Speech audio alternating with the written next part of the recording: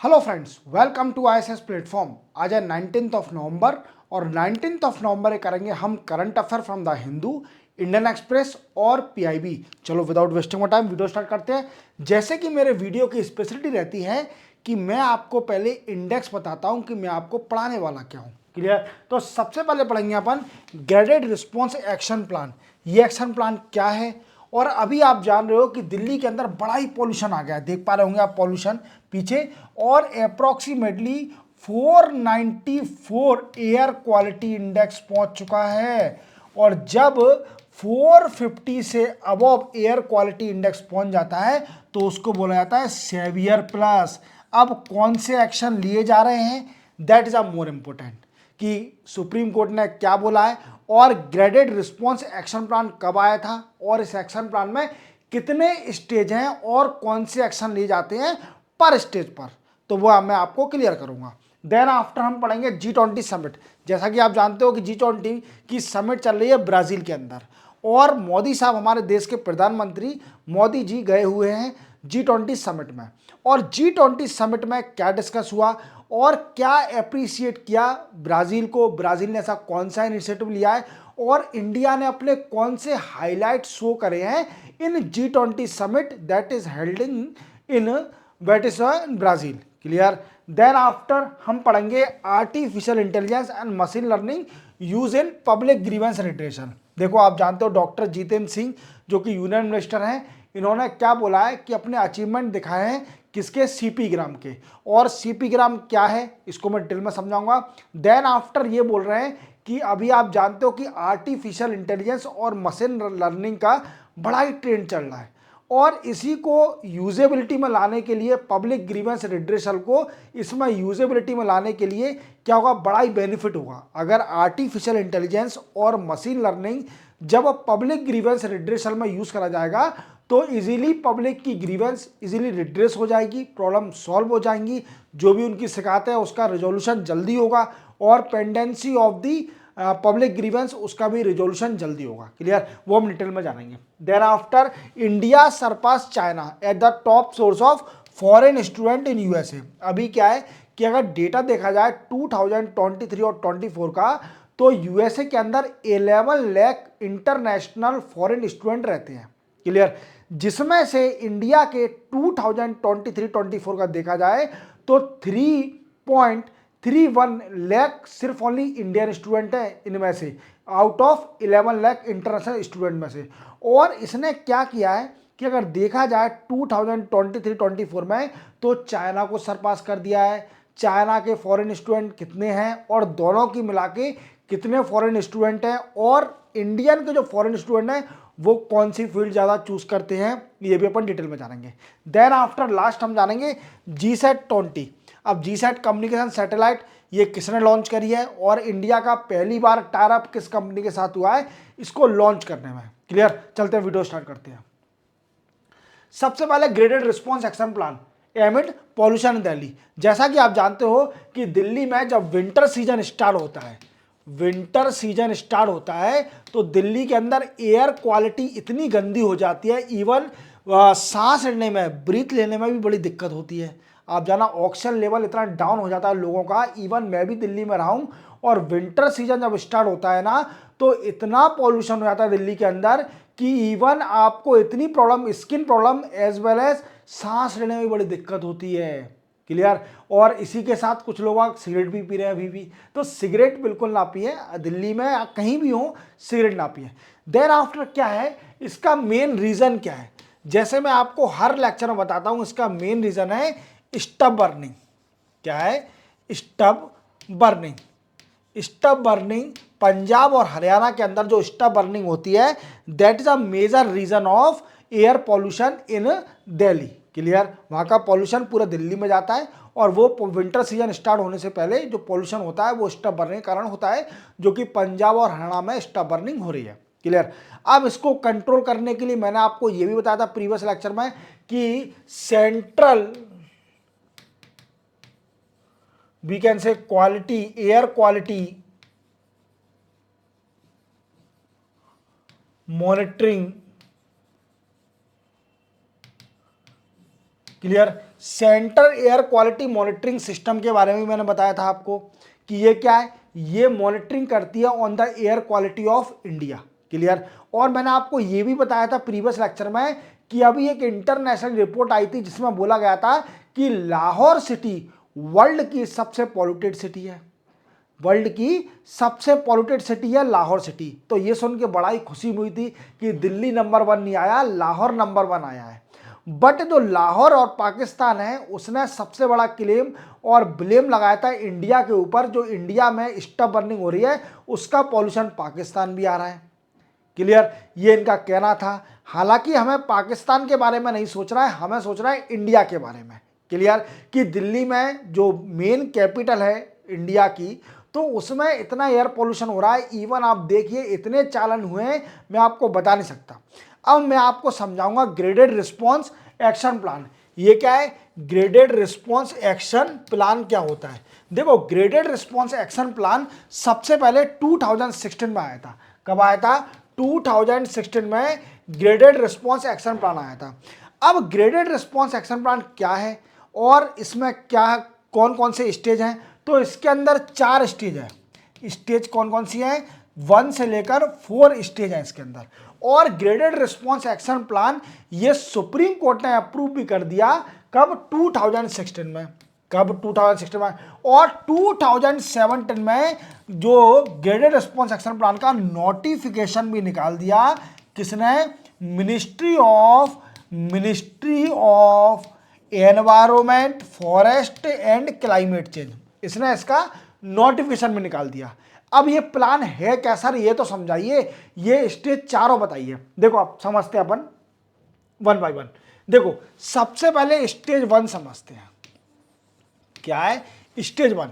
Stage 1 में अगर बोलते हैं हम इसको पुअर, क्या बोलते हैं? Poor condition. जब हम एयर क्वालिटी इंडेक्स 201 से लेकर 300 हो जाए, कितना हो जाए? 201 से लेकर 300 एयर क्वालिटी इंडेक्स हो जाए, तो ये पुअर कंडीशन है। और इसमें एक्शन क्या लिए जाएंगे? जो एनफोर्स करे जाएंगे, एनजीटी, नेशनल ग्रीन ट्रिब्यूनल और सुप्रीम कोर्ट के डिसीजन है to control the air quality that will be implemented if the air quality is poor as per the graded response action plan. Clear, समझ रहे हो? अब हम समझेंगे स्टेज 2। स्टेज 2 क्या कहती है? स्टेज 2 है वेरी पुअर। कौन सी? वेरी पुअर है स्टेज 2। और इसका एयर क्वालिटी इंडेक्स होता है 301 से लेकर 400 एयर क्वालिटी इंडेक्स। मैंने क्या बोला कि अगर एयर क्वालिटी इंडेक्स 301 से लेकर 400 हो जाए तो वो वेरी पुअर की कंडीशन हो जाएगी ग्रेडेड रिस्पॉन्स एक्शन प्लान में। अब इसमें क्या करेगी गवर्नमेंट? इसमें क्या है कि जितने भी वीकेंड से जो भी अपने डीजल व्हीकल हैं, डीजल व्हीकल या फिर भारत स्टेज 3 की व्हीकल हैं, उनको रिस्ट्रिक्ट कर दिया जाएगा। Clear. Then after second, 3rd stage, अब अपन पढ़ेंगे 3rd स्टेज। ये क्या है? ये सेवियर, जब सेवियर कंडीशन हो जाती है और एयर क्वालिटी हो जाए 400 to 450 air quality index. Clear, जब इतना एयर क्वालिटी इंडेक्स हो जाता है तो ये सेवियर कंडीशन कहलाती है। क्या कहलाती है? सेवियर कंडीशन कहलाती है। और इसमें क्या करा जाता है कि जितने भी एजुकेशन इंस्टीट्यूट हैं, जितने भी education institute up to class 5th के पूरे एजुकेशन इंस्टीट्यूट उनको बंद कर दिया जाता है। क्या कर दिया जाता है? बंद कर दिया जाता है। बच्चों के 5th क्लास तक के बच्चे हैं, उनके एजुकेशन इंस्टीट्यूट पूरे बंद कर दिए जाते हैं। क्लियर। देन आफ्टर जो बीएस भारत स्टेज 4th की व्हीकल है और 6th व्हीकल है डीजल की, उनको भी बैन कर दिया जाता है।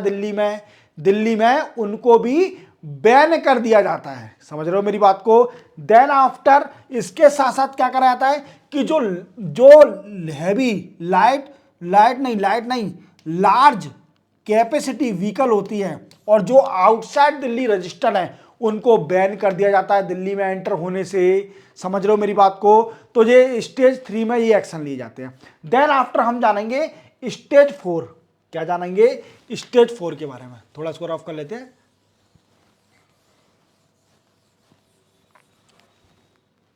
देखो ये कंडीशन जो स्टेज 4 की कंडीशन है ना, ये बड़ी इंपॉर्टेंट कंडीशन है।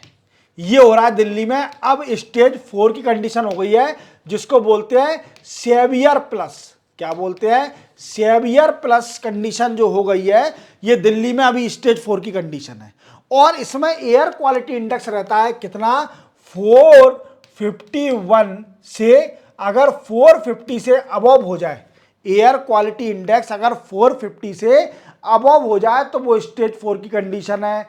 इस कंडीशन में सारे जितने भी एजुकेशन इंस्टीट्यूट हैं up to 12th class, even college भी बंद कर दिए जाते हैं। बच्चों के लिए जो है सारे एजुकेशन इंस्टीट्यूट बंद कर दिए जाएंगे और उनको ऑनलाइन कर दिया जाएगा। और बोल दिया जाएगा कि ऑड एंड इवन स्कीम भी फिर से लागू कर दी जाएगी दिल्ली में। जो दिल्ली की रजिस्टर्ड व्हीकल हैं उसमें ऑड एंड इवन लागू कर दिया जाएगा और सारी डीजल व्हीकल को बैन कर दिया जाएगा। और जो outside registered of the vehicle हैं उनको भी रिस्ट्रिक्ट कर दिया जाएगा कि दिल्ली में वो एंटर नहीं कर सकते। समझ रहे हो? तो आप पूरी तरह समझ गए होंगे ग्रेडेड रिस्पॉन्स एक्शन प्लान। इसमें 4 स्टेज हैं और कौन कौन से एक्शन लिए जाते हैं। और मैंने आपको बताया कि दिल्ली के अंदर 494 एयर क्वालिटी इंडेक्स पहुंच चुका है। दिल्ली में सेवियर प्लस की कंडीशन क्रिएट हो गई है और दिल्ली में इतना पॉल्यूशन है। इवन मैं भी दिल्ली रहा हूं 5 साल, मुझे मालूम है कि दिल्ली में क्या कंडीशन होती है विंटर सीजन के स्टार्टिंग में, मुझे पता है। और उसके बावजूद भी मैंने देखा है कि कुछ लोग बाग स्मोकिंग करते हैं। क्लियर? तो वो स्मोकिंग करके पॉल्यूशन तो ले ही रहे हैं, वैसे एनवायरनमेंट आपको पॉल्यूशन दे रहा है और आप स्मोकिंग करके और पॉल्यूशन अपने अंदर ले रहे हो। तो प्लीज आपसे रिक्वेस्ट है दिल्ली में तो ऐसा ना करें। क्लियर? दिल्ली में तो बहुत बुरी हालत है। इवन मैं अभी मुझे विजिट भी करना है दिल्ली में फिर अगेन अभी कुछ दिन बाद, देखते हैं क्या होता है जब तक पॉल्यूशन कंट्रोल हो जाएगा। चलते अपन नेक्स्ट है G20 समिट। देखो जैसा कि आप जानते हो कि 2023 की G20 समिट इंडिया ने होस्ट करी थी।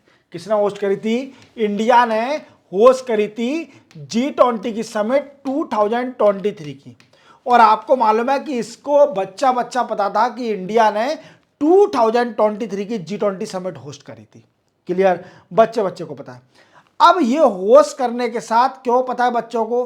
क्योंकि इंडिया ने इतना इसको प्रमोट किया था। इवन हर फंक्शन, हर ऑर्गेनाइजेशन, हर चीज पर इसका बोर्ड लगा के फेमस किया था कि India is going to host the G20 summit in 2023।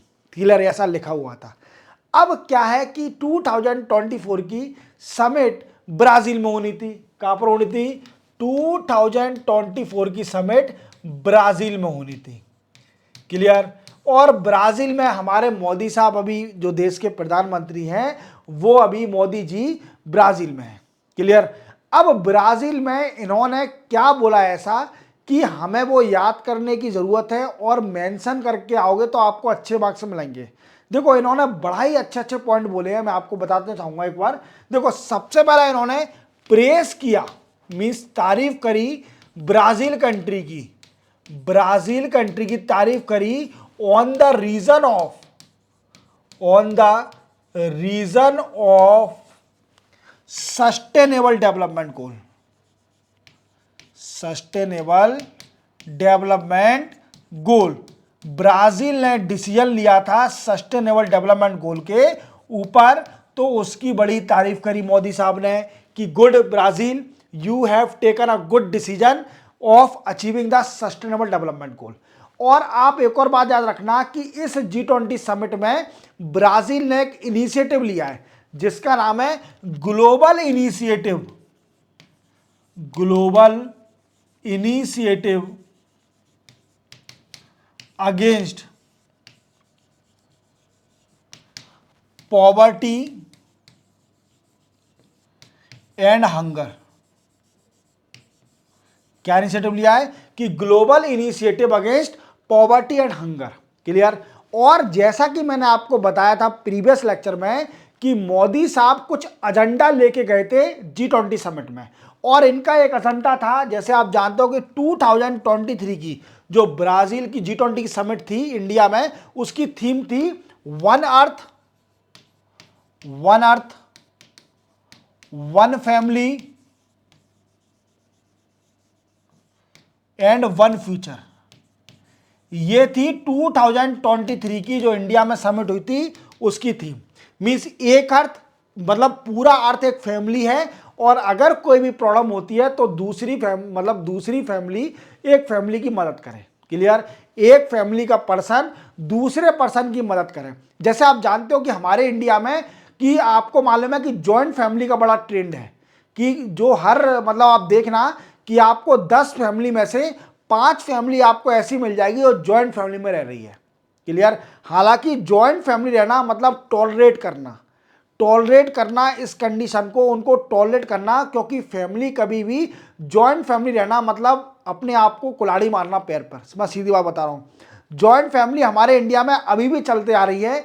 जब तक पेरेंट्स हैं तब तक जॉइंट फैमिली है। क्लियर। देन आफ्टर आजकल नहीं चल रही है जॉइंट फैमिली, वो अलग बात है, बट हमारे इंडिया में जॉइंट फैमिली का ट्रेंड बढ़ा है। तो मोदी साहब भी यही इंप्लीमेंट करना चाहते हैं वर्ल्ड में। जैसे क्या उनका कहना है कि एक अर्थ, एक फैमिली और एक फ्यूचर। क्लियर। तो सबका एक ही फ्यूचर है, सब एक फैमिली है और एक ही अर्थ है। क्लियर। तो ये भी बात ब्राजील में G20 समिट में रखी गई। देन आफ्टर मोदी साहब ने, मैंने आपको बताया था एक और एजेंडा था मोदी साहब का, विजन ग्लोबल साउथ। जैसा कि आप जानते हो कि ग्लोबल साउथ समिट इंडिया 2 साल से कंटिन्यूसली अपने इंडिया में कंडक्ट करा रही है। ग्लोबल साउथ समिट इंडिया 2 साल से कंटिन्यूसली इंडिया में करवा रही है, और इसका मेन मोटिव यही है कि ग्लोबल साउथ जो कंट्रियां हैं, जो कि लीस्ट डेवलप कंट्री हैं या डेवलपिंग कंट्री हैं, वो कई सारी प्रॉब्लम फेस कर रही हैं। किस किस से?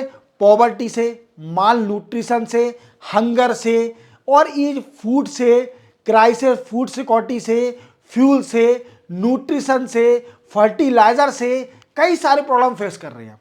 और इस प्रॉब्लम को फेस करने का कारण क्या है कि जो ऑन गोइंग कॉन्फ्लिक्ट चल रहा है, जैसे आप जान रहे हो कि रशिया और यूक्रेन में वार चल रहा है, ऐसे ही वेस्ट एशिया में वार चल रहा है। तो ये वार के कारण ग्लोबल इफेक्ट होता है। क्या होता है कि पूरे वर्ल्ड पर इफेक्ट पड़ता है। अगर कहीं भी वार होता है, किसी भी कंट्री में वार होता है, तो उसका इफेक्ट पूरी कंट्री में पड़ता है, एक कंट्री में नहीं पड़ता, हर कंट्री इससे इफेक्ट होती है। समझ रहे हो मेरी बात को? तो मोदी साहब चाहते हैं कि ग्लोबल साउथ समिट को इंटरनेशनली रिकॉग्नाइज किया जाए, और जो साउथ कंट्री हैं उनको भी मौका मिल सके कि वो इंटरनेशनल इशू में पार्टिसिपेट कर सके। समझ रहे हो मेरी बात को? तो ग्लोबल साउथ समिट को इंटरनेशनली रिकॉग्नाइज किया जाए, इसलिए मोदी साहब G20 समिट में ब्राजील में इसको भी लेके गए। अब मोदी साहब ने क्या किया कि इंडिया के कई सारे हाईलाइट दिखाए कि इंडिया ने क्या क्या अचीव करके दिखाया है। मैं आपको G20 में इंडिया की अपॉर्चुनिटी और इंडिया के हाईलाइट बताए मोदी साहब ने कि क्या क्या इंडिया ने अचीव करके दिखाया है। तो मोदी साहब ने सबसे पहली बात बोली कि इंडिया ने क्या किया कि 10 साल में 250 मिलियन को, जो 250 मिलियन पीपल हैं, इंडिया ने 10 साल के अंदर उनको पॉवर्टी से निकाला है। मतलब 250 मिलियन लोगों को गरीबी से निकाला है इंडिया ने 10 साल के अंदर। मतलब जो लोग 10 साल पहले गरीब थे, 250 मिलियन पीपल आज वो मिडिल फैमिली हैं, आज वो पैसे वाले हैं। तो क्या इंडिया ने बोला है? इंडिया, मोदी साहब ने सबसे पहली बात बोली कि 250 मिलियन पीपल हमने पॉवर्टी से बाहर निकाले हैं इस 10 साल के अंदर। पहला हाईलाइट ये दिखाया इंडिया ने। दूसरा हाईलाइट ये बताया कि हम 800 मिलियन को फूड सिक्योरिटी देते हैं। जैसे आप जानते हो कि राशन शॉप की दुकान पे कई सारे गरीब लोग आते हैं जो राशन लेते हैं, कंट्रोल, जिसको हमारे हिंदी में कंट्रोल बोला जाता है। हालांकि वो राशन शॉप होती है, पर उसे एक नाम दे दिया है हमारे इंडिया में, कंट्रोल। कंट्रोल पर जाओ, कंट्रोल से गेहूं लेके आओ। तो इंडिया, मोदी साहब ने दूसरा हाईलाइट ये दिया कि इंडिया ने 800 मिलियन को we can say food security provide कर रही है। किस देख रहे हो आप? तो दूसरा हाईलाइट ये बताया। देन आफ्टर तीसरा हाईलाइट बताया कि 550 million people get benefit from world largest we can say health coverage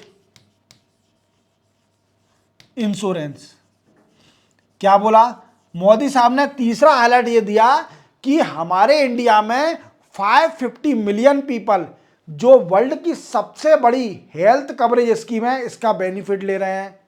समझ रहे हो मेरी बात को? कि इंडिया ने, जो मोदी साहब हमारे देश के प्रधानमंत्री हैं, जो कि ब्राजील गए हुए थे G20 समिट को अटेंड करने के लिए, उन्होंने कितनी बड़ी बड़ी बातें बोली, मतलब इंडिया के कितने बड़े बड़े हाईलाइट दिखाए। मतलब हमें बड़ी खुशी होती है कि हमारे इंडिया कितना प्रोग्रेस कर रहा है। तो मोदी साहब G20 में गए ब्राजील की मीटिंग में और 3 हाईलाइट दिखाए जो कि इंडिया ने प्रोग्रेस करके दिखाया है कि इंडिया ने 10 साल के अंदर 250 मिलियन पीपल को पॉवर्टी से बाहर निकाला है। दूसरा हाईलाइट बोला कि इंडिया 800 मिलियन पीपल को फूड सिक्योरिटी दे रही है। 800 मिलियन पीपल को फूड सिक्योरिटी दे रही है। और तीसरा हाईलाइट ये बताया कि 550 million people of the India get benefit of the health coverage और वर्ल्ड लार्जेस्ट हेल्थ कवरेज। तो इंडिया ने ये हाईलाइट दिखाया G20 समिट में। क्लियर? और दूसरी बात क्या हुआ कि ब्राजील ने अभी एक मैंने बताया था कि ग्लोबल इनिशिएटिव निकाला है। क्या निकाला है? Global initiative against poverty and hunger. इस इनिशिएटिव को मोदी साहब ने तारीफ करी कि हाँ ये इनिशिएटिव अच्छा है, ग्लोबल इनिशिएटिव बड़ा ही बेनिफिशियल है। क्लियर? और ये भी बोला मोदी साहब ने, जो हालांकि मैं बता चुका हूँ ये वाली बात, कि जो ग्लोबल साउथ की कंट्री हैं वो कई सारे प्रॉब्लम फेस कर रही हैं, फूड सिक्योरिटी प्रॉब्लम फेस कर रही हैं, फ्यूल की प्रॉब्लम फेस कर रही हैं, इवन फर्टिलाइजर की प्रॉब्लम फेस कर रही हैं due to ongoing conflict in West Asia और दी रशिया यूक्रेन। तो इसको रिजॉल्व किया जाए। समझ में आ गया? तो G20 में क्या क्या हाईलाइट दिखाया मोदी साहब ने वो मैंने आपको पूरा क्लियर कर दिया है। क्लियर? चलते अपन नेक्स्ट उस पर। नेक्स्ट है artificial intelligence and machine learning clear use in public grievance redressal. देखो आप जानते हो कि कई सारी शिकायतें होती हैं, कई सारे ऑफिसर, जैसे आपने करप्शन देखा हो या फिर कई सारे आपकी प्रॉब्लम रिजॉल्व नहीं कर रही है गवर्नमेंट, तो आपके पास सीपी ग्राम है। क्या है? सीपी ग्राम में आप कंप्लेंट कर सकते हो किसी भी ऑफिसर या फिर कोई काम नहीं कर रहा है। क्लियर? पर इसका फुल फॉर्म क्या है? इसका फुल फॉर्म क्या है सर? तो central public grievance redressal and monitoring system. Clear? ये इसका फुल फॉर्म है, central public grievance redressal and monitoring system इसका फुल फॉर्म है। सीपी ग्राम याद रखना, ये 2017 में इंडिया लाई थी। क्लियर? 2017 में इसको इंप्लीमेंट किया था सीपी ग्राम को।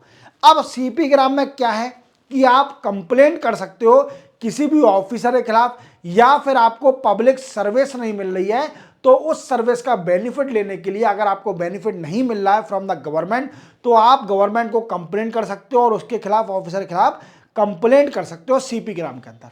अब क्या है, जितेंद्र सिंह आप जानते होंगे, यूनियन मिनिस्टर हैं जितेंद्र सिंह, डॉक्टर जितेंद्र सिंह। इन्होंने क्या बोला है, एक नेशनल वर्कशॉप नेशनल वर्कशॉप को रिप्रेजेंट कर रहे थे, एड्रेस कर रहे थे। National workshop we can say for effective redressal of public grievance through virtual platform. ये एक वर्कशॉप चल रही थी जिसको एड्रेस कर रहे थे डॉक्टर जितेंद्र साहब, जो कि यूनियन मिनिस्टर हैं, इसको ये एड्रेस कर रहे थे। क्लियर। अब इसको एड्रेस करते में उन्होंने एक बहुत बड़ी बात बोल दी, और इवन मुझे लगता है कि हाँ ऐसा होना चाहिए, क्योंकि अभी 2024 में आर्टिफिशियल इंटेलिजेंस और मशीन लर्निंग एक बहुत बड़ा रोल प्ले कर रही हैं। हर टेक्नोलॉजी में एक आर्टिफिशियल इंटेलिजेंस और मशीन लर्निंग एक बहुत बड़ा रोल प्ले कर रही हैं। क्लियर। तो इन्होंने बोला कि जो पब्लिक की ग्रीवेंस है, पब्लिक की ग्रीवेंस को रिजॉल्व करने के लिए आर्टिफिशियल इंटेलिजेंस और मशीन लर्निंग का भी यूज करा जाएगा फ्यूचर में, जिससे क्या होगा कि जो पब्लिक की ग्रीवेंस है उसका रिड्रेसल रिजोल्यूशन जल्दी हो जाएगा, अगर इसका आर्टिफिशियल इंटेलिजेंस और मशीन लर्निंग का यूज करा जाएगा। तो आप पूरी तरह समझ गए होंगे मेरा कहना क्या है कि जितेंद्र सिंह जो हमारे यूनियन मिनिस्टर हैं, डॉक्टर जितेंद्र सिंह जी, उन्होंने एक बात बोली कि सीपी ग्राम, जो कि central public grievance redressal and monitoring system है, जहां पर आप शिकायत कर सकते हो किसी भी पब्लिक सर्विस का बेनिफिट लेने के लिए या फिर against officer who are not providing the public service to you. Clear. तो क्या है कि सीपी ग्राम के अंदर आर्टिफिशियल इंटेलिजेंस और मशीन लर्निंग का भी यूज करा जाएगा टू रिजॉल्व दी प्रॉब्लम और दी पब्लिक ग्रीवेंस। क्लियर। समझ गए। तो जितेंद्र सिंह जी ने बोला है, तो आप मेंशन करके आ जाना। अगर पब्लिक ग्रीवेंस रिड्रेसल के ऊपर आंसर आता है तो पहले तो 2 पॉइंट याद रखना है इसमें, एक सीपी ग्राम जो कि 2017 में इंप्लीमेंट किया गया था, और दूसरा usability of the artificial intelligence and machine learning in CP gram to resolve the problem of the public. Clear. चलते हैं नेक्स्ट उस पर। देखो, इंडिया सरपास चाइना। अब क्या है, आप जानते हो कि हर बच्चा, हमारे इंडिया का हर बच्चा तो नहीं कह सकते, क्लियर, कुछ बच्चे जो मेरिटोरियस बच्चे हैं, जो कि टैलेंटेड हैं, जो कि स्किल हैं और जो डेस्परेट है पढ़ने के लिए, क्या है बोला कि सबसे मेन बात ये होती है कि जो बच्चा डेस्परेट है पढ़ने के लिए, उन बच्चों को विदेश जाना बड़ा अच्छा लगता है। जो बच्चा आगे पढ़ना चाहता है, डेस्परेट है पढ़ने के लिए, तो उसको विदेश जाके पढ़ना है। और यूएसए में भी ऐसा ही हुआ है। यूएसए के अंदर जो इंटरनेशनल फॉरेन स्टूडेंट पढ़ रहे हैं, उसमें सबसे ज़्यादा इंडियन ही है, याद रखना। तो देखा जाए तो 2023-24 का डेटा देखा जाए तो यूएसए के अंदर 11